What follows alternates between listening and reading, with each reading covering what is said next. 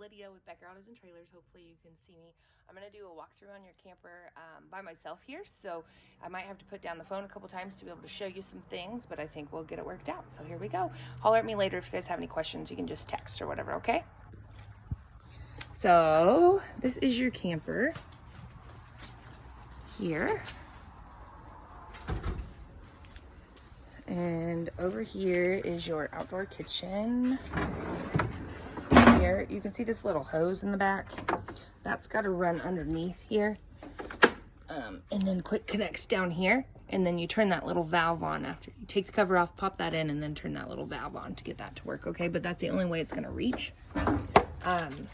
So after that is in there, when you lift this up, you can turn it to light and high, and then you'll have to stick like that. And these are just like the wind guards and stuff that way, so it's pretty cool. Your fridge out here is electric only. So if you want that to cool down and stuff like that, as long as you're plugged in somewhere, that'll work that way. I didn't bring the keys, but here's your outside shower. So there's a hot and cold on there and a sprayer head. So that's kind of nice to have water right there by the kitchen. And then behind here is where you would plug in your cable or satellite if you guys are doing that. Down here are your electric jacks. So the controls are up in the front, but they will come down one side kind of unevenly. So don't be surprised if one doesn't come down until after the other one. But when they feel the pressure on the ground, the other one will start coming down and they'll kind of even out there too. So if you're really unlevel, you just need to make sure and block up one side. So here is your water heater, and it's an auto light from the inside, okay? So you can turn it on gas or electric or both. So if you want it to regen quicker, you can turn it on both. When you want to drain it, this plug right here, you just unscrew it, take it out, and that'll drain out your water heater. And then if you want to test and see if it's getting hot, there's your pressure release right there. Might be hard with one hand, sorry. I'll get that later.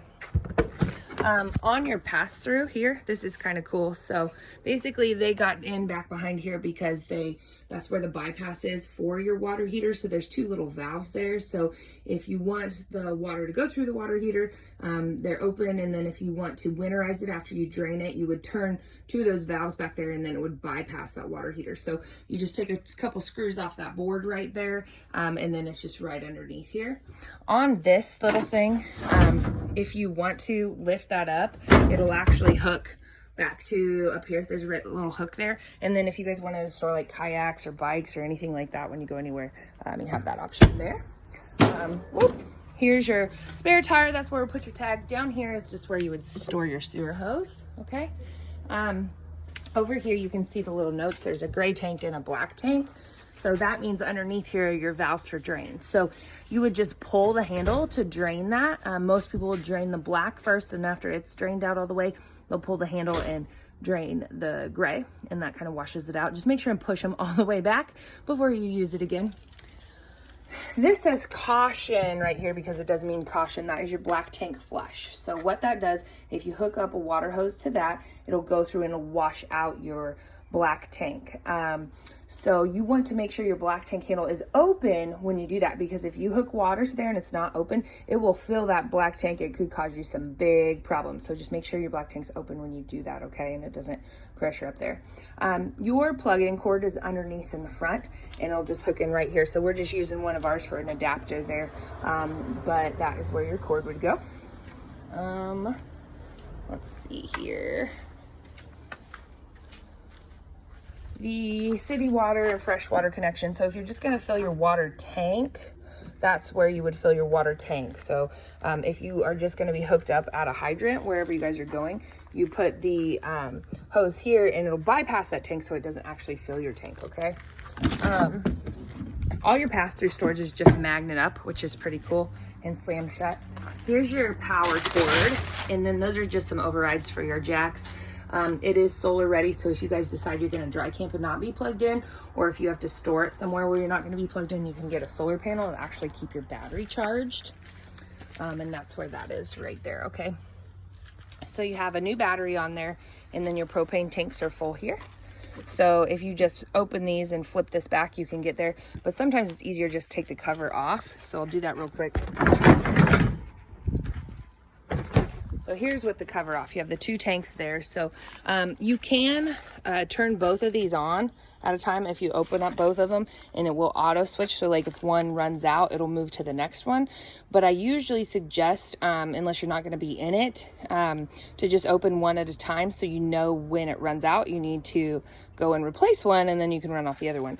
This little directional right here is just which one it's going to try to run off of first. Okay, so you just need to point at where it goes. But pretty simple there. On your power tongue jack, there's a nice little light there, and then retract, extend. If this does ever go out, there is a fuse somewhere back here, but also you can take off like one of the covers either on the top or side, and one of those handles on the inside, you can manually crank that up and down. But just make sure you always put like a wood block underneath the front. Like we don't have it there right now, but it'll just make it easier for hooking and unhooking in case you bring something different, or if it's just harder to get under Monday or something. Here's the other side of your pass-through. There is where your jack controls are for your stabilizer jacks. Okay, so you're still going to want to level with your wheels and tires, but to stabilize, you bring those jacks down. And a lot of times if you put enough pressure on them when you bring them down, they have a sensor that'll kick out so they don't overheat themselves. So if it doesn't work, usually you can walk away for like 10 minutes and it'll cool off and it'll use it again, and it'll work. But otherwise there is another fuse that'll work for those too. There is your light in here. You can actually put that on a motion sensor, which is cool, or just on and off. Then you're underneath your other jack there. Your outside speakers are here. Your power awning is there. So your control for that awning is on the inside. It's a switch in and out, so I'll show you that on the inside video. Over here, this is your vent for your heater. So if you guys are in a place like us, we have a big problem with like mud daubers and stuff getting in there over the summer. So if when you get to summertime, and you're not going to be using your heater, you want to get like a little screen cover to go over that. That's probably a good idea. And then here's just an outside plug-in.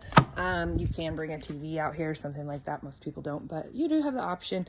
You can plug something in out there. And then biggest thing that's cool about Passport, it does have the load equalization axles, so they are split a little bit bigger, so it'll just pull better down the road. That's just your fridge vent.